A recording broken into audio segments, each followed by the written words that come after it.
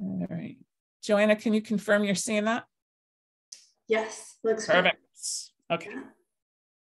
In both of our careers, we've seen a lot of people do really interesting things with partnerships and alliances, and we sort of bring a different perspective to it. We hope that we'll hear from you about different things that you've done and help you come up with some new ideas, possibly as well. So this is Entrepreneurs Forever. I won't read the slide to you, but I know some people just drop in and check out our programs, but we really want to make sure that everybody who's in small business gets access to the information they need to succeed. And again, as I said, if I don't mention these learning opportunities, it'll get lost at the end. So there's one about organizing your business for success on August 21st. That's our next deep dive. And then there's a Forever Forward on building your dream team, your outsourced dream team. That's making sure that you have coaches, consultants, accountants, lawyers, people who back you up who are not necessarily employees of your business. And here's our big disclaimer. This presentation does not take the place of professional advice from your own paid advisors. It's just meant to be a thought starter, idea sharing. And here's what we're not talking about. I'm not talking about a formal partnership where someone buys half of your business or you make a merger or an acquisition. I'm not talking about your legal entities. I'm not talking about necessarily changing the ownership of your business or signing anything away with paperwork. I am not a tax attorney. We're not talking about any of the tax implications and selling, merging, or acquiring other businesses. That's not the kinds of partnerships and collaborations we're meaning to talk about today. We're meaning to talk about how you as a small business owner can find all kinds of interesting and mutually beneficial approaches to working with other entities. And when we say entities, it could be anyone. It could be another business. It could be a community organization. It could be a person. It could be your consultant. It could be your vendor. And so trying to sort of get yourself out of this mindset where I need to do everything myself. And if I can't do it, then I'm not good enough. That's nonsense. Nobody cares. If you can come up with a good idea that can create a win-win for you and someone else, it's all good. And there are rewards. So we sort of tried to create a slide that helps you think, and it got a little bit weird when I started to make it bigger, but you exist in an ecosystem that probably includes lots more people than this, but your distributors, the places you sell through, your vendors, your competitors, community organizations, your state and local government agencies, your neighbors, if you have literally a retail store, the people on either side of you, businesses both that you compete with and that you don't compete with, and then the clients and customers. I actually would add into this one, because I just heard an example of it yesterday, was an employee. That could be another person that you partner with. It was a woman who has a small business and she needed staff to work in it. And she takes things on consignment. So she basically offered craftspeople the chance to sell their stuff in her store in exchange for working some hours in their physical place. So I thought that was great. Mike, you have a question? I was just going to make one more comment, filling your little who else bubble there. I've been doing solo consulting for the better part of 20 plus years. And somebody told me long ago, you need your advisory board. And they don't know they're their advisory board. They don't formally meet, but these are all the people you know who have different hats that you can turn to ask questions and get advice from, whether it's marketing, legal, HR, people you just in your network. Yeah. And as I said, in my future programs, I'm going to do a whole session on how do you build those advisors and people to work with you. But who knows other opportunities that might open themselves up if you start thinking about all these people that you already have contact with. So Joanna, why don't you share some of the things that you can accomplish when you work with another business or another entity? No, that's great. So certainly there are many ways that you can work with other organizations, other businesses. And that's really because there's a lot of different ways you can expand the business or nonprofit that you're operating, right? And so there may be specific challenges or capacity constraints that you have because of your size or the expertise that you have directly within your organization that working with a partner can really help. Or it may be you want to explore, reach out to new markets or identify new customers, develop new products or services, right? And you want to find ways to maybe pilot that, see if what you offer can apply to other audiences. And using a partner is a really good way to explore that and be able to pivot, what you're already doing. And then there's maybe another bucket of just that maybe you have an interest in really investing in a community that relates to your business. And so that may be directly within like your physical local community, or it could be the community where you supply your products from or who you sell your services to, right? There's this whole network of organizations, and you may be interested in investing, and that can be direct investments, nonprofit partnerships. It can also be partnering with local, state, or federal government agencies, universities, right? There's a lot of different ways that you can build the value of your business and leverage the resources of organizations that you create these partnerships with, so that you don't have to do all the work, or you can do things that are supplemental to the core business that you're currently operating. And I'm sure there are plenty of other ideas, like Mike just chimed in, and we really appreciate that. So as we go through this, definitely if you have an example to share or a question, feel free to raise your hand or put it in the chat as well. These really all go to, hopefully, at the bottom, at the end, growing your business, increasing sales, increasing products, whatever it is that your goals are. But you need to get creative to figure out how to get past doing things the same way you've always been doing them. There are lots of ways to approach this. So, Joanna and I went back and forth for a couple of months on this presentation, and we kept, here's another idea. Here's another idea.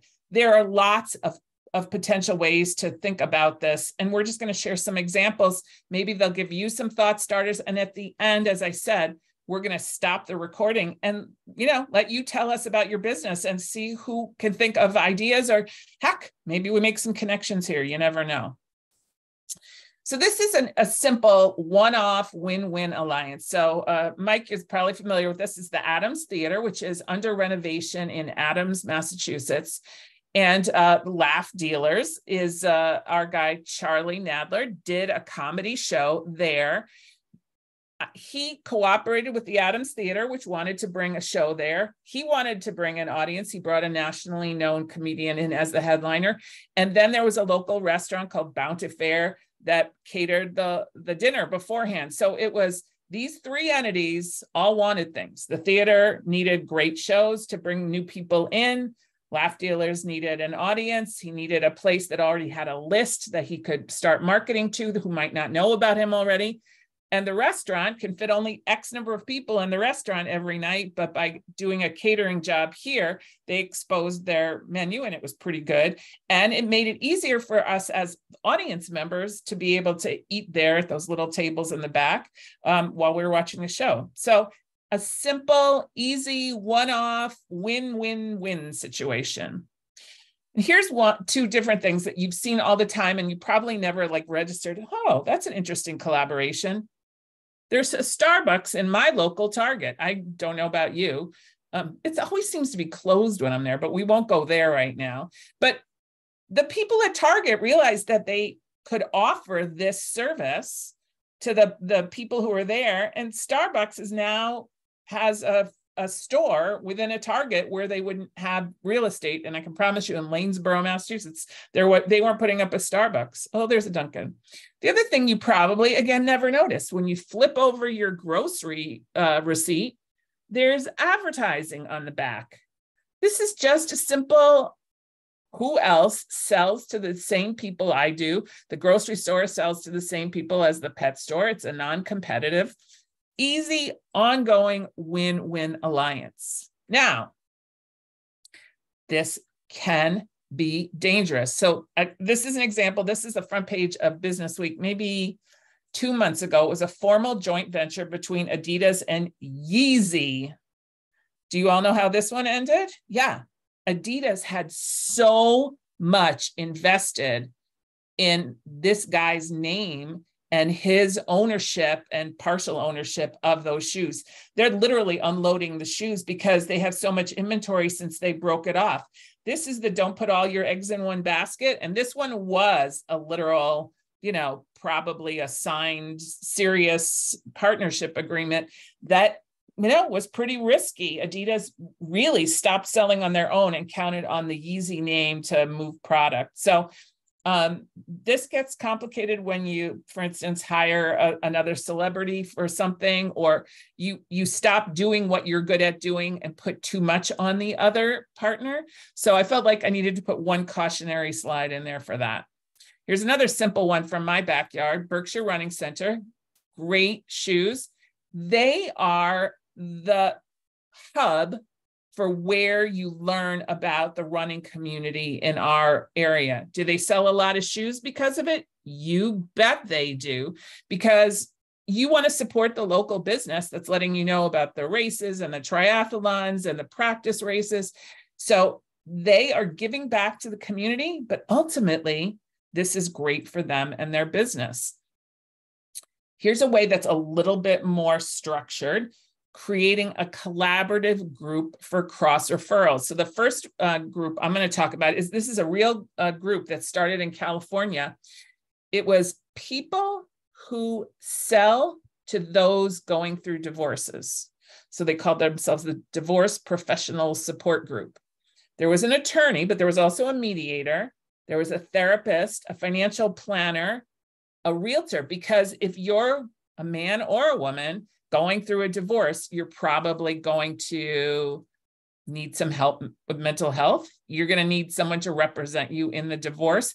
Here's the thing though, if your therapist recommends a divorce mediator, are you going to shop around? No, you're going to say, oh, my therapist must be sending me to a good person. The power of the referrals is so strong, but these people had to get to know each other and trust each other and come up with however they were going to make arrangements. In some spaces, it's ethically and legally approved to be able to pay a commission for a new sale. In some cases, this group was all just trust and knowing each other and talking about what it was like to market, and there was no financial gain. But I know in the real estate world, if you send a client to somebody else, they pay you a piece of their commission. So that's the second bucket here, with a realtor, a mortgage company, a home stager, an attorney, an escrow company. There's a bunch of other ones, right? Home inspectors. There might be people who specialize in different home improvement things. These folks are all talking to very similar, if not literally the same person. Why wouldn't you want to take advantage of that? So Joanna, you want to talk about the nonprofit world? Yeah, absolutely. Oh, Mike, yeah, if you have a comment, go for it. Or question. I was just going to add landscapers like Harry to the real estate professionals list. Absolutely. Yeah, I will go ahead and add plumbers and electricians because I have contacted our realtor for those things. So yeah, absolutely. Yeah, and then in the nonprofit space, I have a number of friends that have started consulting businesses in one of these categories, right? So they specifically focus on fundraising or marketing or grant writing. And it's really helpful. And I've seen a number of them do very simple things such as just promote each other's events on different social media platforms, promote webinars that one or the other is hosting, let's say on LinkedIn, to expand their networks, all the way to inviting other, when one consultant invites another consultant into a webinar space similar to this one, and that's a space where they can ask questions and highlight the skills that the consultant has, then to the, more formal, where a group of these consultants can work together on a project for an organization that needs the support in other ways. So I think not only thinking about what skills you can group together, but also kind of the ways you can layer the intensity of that collaboration that you have together. So it doesn't always have to be this really in-depth and complicated partnership. It can just really start with just promoting and supporting another business that you really look up to, or that you admire the work that they do. And you know that they're doing good work because you're in a field that's very similar to theirs. And so you know the quality that's there, and can feel comfortable referring people to them. And I guess the proviso I'd like to give here is you can't really expect those referrals to come until you do get to know these people. The divorce professionals group met once a month and they got to know each other. So, you're not going to want to recommend somebody. I remember going to one networking event and the person set up a follow-up meeting. He was an insurance agent and he printed out all of my LinkedIn contacts. And then he sat next to me and he goes, okay, who should I be calling to sell them life insurance? I'm like, I just met you. Why do you think I want to open my Rolodex and give this to you? So these kinds of cross collaborations really only work when you can build up trust and get to know somebody well enough to feel like you want to do those referrals. Okay, Joanna, I think you're the next one.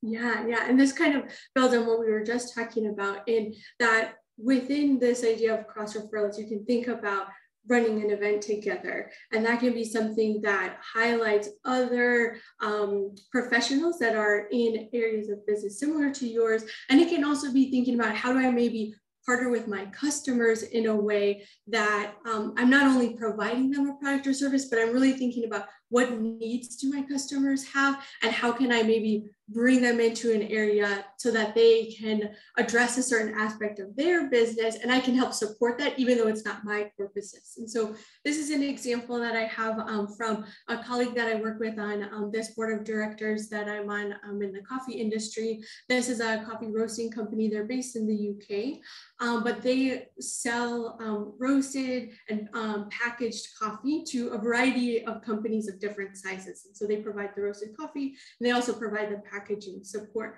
One group of companies that they work with is specifically startup coffee companies. So they help develop some of the coffee for these new brands that don't yet have the facilities to roast their own coffee. And so what they decided to do was to put on an event, knowing their customers are startup businesses and need support in how to develop their brands, how to increase the reach of their market.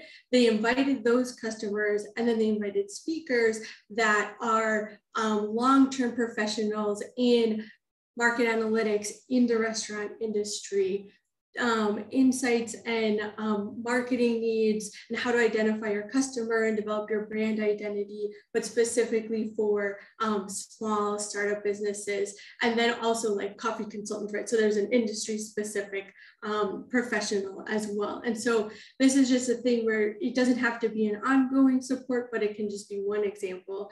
And that runs into, there's lots of other types of events that you could run together depending on the businesses you can partner with. And so I know these are a list of things that both Deborah and I have seen. And so Deborah, I don't know if you want to share anything in particular. No, keep going. Yeah, so I just think there's just these fun things where, where you work really closely together. I know I've definitely participated in the shopping and wine tasting. I feel like that's a really fun summer activity that you see in a lot of cities, where I'm pairing wine with going in and out of local businesses. That can be really great. And then similarly, these other examples here. And I think at this point, we could certainly open it up just to think about. I know we've had a few people jump in here, but if there's any examples that you all have seen, we would love to hear from you. You can do that either by just unmuting yourself, or you can write stuff in the chat if you have an example. Mike, what examples have you seen? Yeah. I know I always got to make sure I get this right. An entrepreneur, Entrepreneur Forever alum was just telling me about they're helping two businesses collaborate as sort of a informal consultant to Brazilian market and a Brazilian restaurant that are located near each other in the same town, how to try and do cross referrals or do events together, and to both, create greater awareness for Brazilian food and culture and things. Right. Anybody else?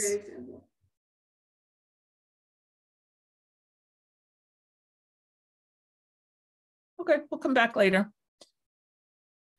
You can always do a pop-up in someone else's business. This one actually was E4All running a mentor gathering at one of the stores of one of our mentors, which was Oscar Hallig. His store is Only in My Dreams Events in Egremont. And I will admit to having spent way too much money there because I'd never been in his shop, and having an E4All event got me in the shop. And you can go mobile for a day. You can do lots of different things if you open your mind to how could I work with someone else to create success for both of us. This is one that I think is actually really interesting. So Glenn Garnes was a guy I knew when I lived in Baltimore who was in the Washington, D.C., Columbia, Maryland area. And he wanted to open a co-working space that included a full video studio. And fitting it out and renting it and coming up with a security deposit was a pretty big financial burden for him.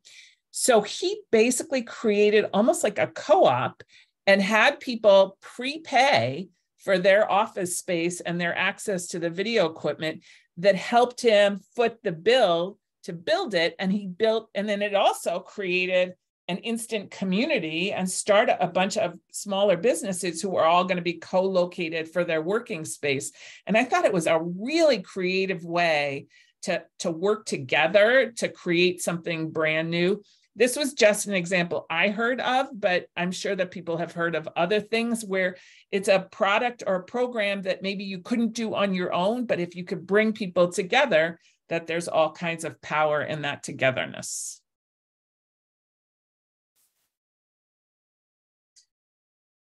Then you can put multiple offerings together. So I've partnered with other coaches and consultants to teach a multi-part class with different topics. Different makers can join forces. I know in the Berkshires, that's a big thing where you can buy a Berkshires basket that has things from different Berkshires providers. And a CSA, a community supported agriculture, can share products from different farms. So if you're just a chicken farmer, you can provide your eggs to other people's CSA baskets where you might have thought no one wants a CSA for just eggs, but the people who only have vegetables didn't have eggs before. So you could create a CSA offering that would offer more than you could offer alone. All right, you're up, Joanna. Yeah. And so this is kind of connecting into there's like the CSA model where you have lots of different types of products being combined into one sort of basket of goods, right, for sale. And then another way that a lot of agricultural systems are set up is joining forces with a competitor. And so we'll talk through a few examples, but the first one I want to talk about is this idea of working as a cooperative network or as an association, which if you are in one of these agricultural industries, a lot of agricultural products are really sold and organized into cooperative networks. So I think for one, it's an interesting model that doesn't fit into your standard for-profit or non-for-profit bucket. It's where you have lots of producers who are producing the same product coming together and organizing in a very structured, specific network in a way of sharing resources and market capacity. And doing that together. And there's a lot of examples. So I think here in the US, you see a lot of things around beekeeping. The dairy industry is a really big one in the United States that operates primarily as different cooperative networks outside of the US, but products that we really enjoy in the US include things like coffee and chocolate are all coming from largely cooperative networks as opposed to individual sales from individual producers. And so I think it's interesting to think about if you're in one of these agricultural products, how can you maybe partner with other folks who are selling a similar product, right? That's one aspect of it. The other side is if you are a business that is purchasing agricultural products in any form, I think it's interesting to know that the structure behind those things that you're purchasing may be in this other cooperative network structure. And so you're not just working with one individual supplier, but you're working with a whole network of producers. And that also may mean there are different ways that you want to organize how you buy and sell from those groups that may be different for other items where you're just buying one individual, from one individual producer. So I think that's one way that, some businesses are working together to cooperate. I think maybe if we go to the next one, Deborah, another example where you might want to work with businesses in your same industry, or if you require a large capital investment. So this is an example again from the coffee industry where roasting coffee is actually a very significant investment for a business. So to buy the coffee roaster, to have the correct space and to have the correct sort of quality standards to have roasting in your space, like air quality standards and other environmental considerations, it's a lot of investment for a business. So if you are a small entity or you're just starting up, there are a lot of spaces. The examples on the screen, one is from New York, one is from Denver, where there's one organization that hosts coffee roasting, and multiple companies come and roast their coffee, which they purchase from different parts of the world, and they roast it to their own specifications for their brand, but they're all sharing that capital investment and buying into it. And so there are plenty of examples where that may be a good way. Can you share a large capital resource? And I think we have another example. So then coming back into the nonprofit sector, one way that you may think about collaborating and partnering with others is there's obviously the fundraising side, right? Nonprofits really rely on funders to support their organization, but also volunteers. And that is really thinking about who in your community aligns with similar values and how can you create a win-win, right? So being in a development team, being a fundraiser, it's not just about this transactional interaction, right? But it's about building a partnership for the long term. And so there's just a couple of examples here from different nonprofit organizations. So Junior Achievement, this is an example where we host this large event every year for students to learn about how to buy and sell in the stock market. And this particular year, we partnered with RSM, which is where we host our office space. So we have one company that's providing the actual space for this event to happen. We had multiple businesses that funded and sponsored the actual event itself to get the schools and students there. And a lot of the funders for this particular event are banks or financial institutions, right? So thinking about if you're on the business side, what nonprofits align with your values, and that's what we do on the nonprofit side, right? Which businesses are going to be most interested in this. And then of course we partner with the students and the schools to actually show up and participate in these events. And those are very important partners for us. Another example, also in the educational lens, is on the board of this Coffee Quality Institute, which is an educational organization that, with a mission to improve the quality of coffee and the lives of people who produce it. And this is an educational organization that focuses on how to work with coffee producers, farming families around the world on improving the quality of coffee so that they have better market access and they can receive better prices for their products. Since this is a global organization, we need to partner with folks in all different parts of the world in order to execute these educational programs. And so we work with partners who are our actual instructors. So we have volunteer and paid instructors that work in different places. We also partner with organizations that will host these classes because we need specific spaces that have the right equipment to hold these quality courses. And so that's another example where you're working with different ones. And then this one I wanted to also, that's okay, Deborah, you can keep going. The last one that I wanted to also just make sure that we didn't skip over is just thinking about the government as a partner. Sometimes we skip them as a partner, but they're actually really big. It's not just about for-profit and nonprofit organizations, but state, federal, local government also has a role to play. And so obviously an easy entry is in almost every community, there's a Chamber of Commerce.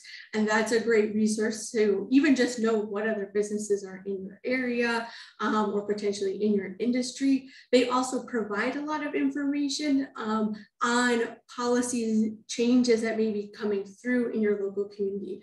And that's important because there may be regulations that are changing, there may be new funding priorities, there may be new partners coming in, and those can all be really valuable pieces of information. And that's why I think there's different ways that you can think about getting involved as your own organization through a chamber, where there can be other kinds of coalitions of partner organizations in your community where you can influence policy. So maybe you have an organization and you really need certain types of regulations to change in order to do your business better. And that requires everyone individually coming together and participating in that change. And the one thing I'll mention that that I think is maybe a good thing to keep an eye on, depending on the area of your business, but one of the maybe two areas of funding priorities that are coming down from the federal government, certainly for the next couple of years, are in the areas of minority and women-owned businesses. So there's a lot of prioritization on making sure that contractors who work with state governments are representative of more and diverse communities. So that's an important thing if you represent a diverse community and are serving a diverse community, making sure that you're in contact with the government as they roll out new funding. And then also climate is just a really big one where there's going to be a lot of new funding coming out over the next 2 to 3 years. And it's an interesting thing because it may impact not only industries that are directly within, but tangential ones. So things that are related to construction or infrastructure, transportation, right? There's a number of other funding priorities that, are just good to keep an eye on. There's also licensing and franchising, which is beyond really the scope of this conversation, but I thought I needed to bring it in. You can be an affiliate of a program. You can offer affiliations. This Rent the Chicken business is an Entrepreneurs Forever member out of Pennsylvania.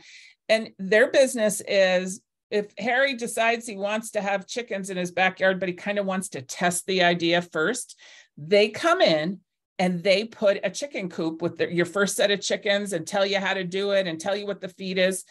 And they franchise this in different areas. So if somebody is a farmer who has chickens in an area, it's a way for him or her to increase their own business. And they give them all the instructions they need to go out and make these chickens available. It's such a weird and wonderful and eccentric idea. I love it. And it really means somebody has thought outside the box of what you could do in terms of franchising your business. And that's what this conversation is really all about, is thinking outside the box. You can sign up for the national programs that you use for your clients, Constant Contact, MailChimp, they all have affiliate programs. And you could potentially pay someone else an affiliate or a referral fee for signing somebody up for your business. So the starting point is to think about how can you help others? Online cross referrals, a neighborhood association. When Joanna was talking about the government, there's somebody who mows the lawn at town hall, and if they do it for free and town hall thanks them in the quarterly newsletter, it's good publicity for them. Can you participate in an expo or a show that cross promotes multiple organizations? One of the things I did when I was here in the Berkshires, running E4All, was create a business resource expo, and it has life beyond me because those organizations are all talking to the same people. So you can build trust and mutual respect. And, the referring folks to your competitors, if you don't do what they need, another consultant will appreciate your honesty and hopefully repay the favor if you do something like that. So those are just our ideas. And we're going to talk about ideas that fit your business, but we're going to give you some guidelines to think about. So we go back to this slide, which is the same one that Joanna presented at the beginning. is to think for yourself, as we're going to start brainstorming for everyone, what it is that you want to accomplish in this idea of partnerships and collaborations. Just, you might want to write yourself a note. We can always come back to this slide again. And then you have to think about who it is you want to work with. Ideally, it's someone you already know and trust, but if not, do the research. Make sure that they share your values, they're above board. Yeah, maybe even do a background check, but then you have to connect and initiate the conversation. And I am a big fan of testing the waters, piloting something, doing a test, finding out, making sure that you can work on a small scale before you get into deep. Think easy, right? And then as much as possible, button up the agreement, putting details to paper, how you're going to share the money, the goals, the accountability. As the more transparent you can be, the more successful it is. I actually ended a long-time partnership. My partner and I built a system that predated WordPress. It was a do-it-yourself website builder. And because we had a really straightforward partnership agreement, it was easy to exit, and we're still friends afterwards. Having those agreements, like a prenup, make sure you have a way to get out if it doesn't work out. How long it lasts, what the end game looks like, get it in writing, get it countersigned. If you have to, pay a lawyer to look at it. Make sure that you're as protected as you can be so that this only helps your business and doesn't become another headache that's hanging over your head. So I'm going to stop sharing, and I'm also going to stop the recording, and we are going to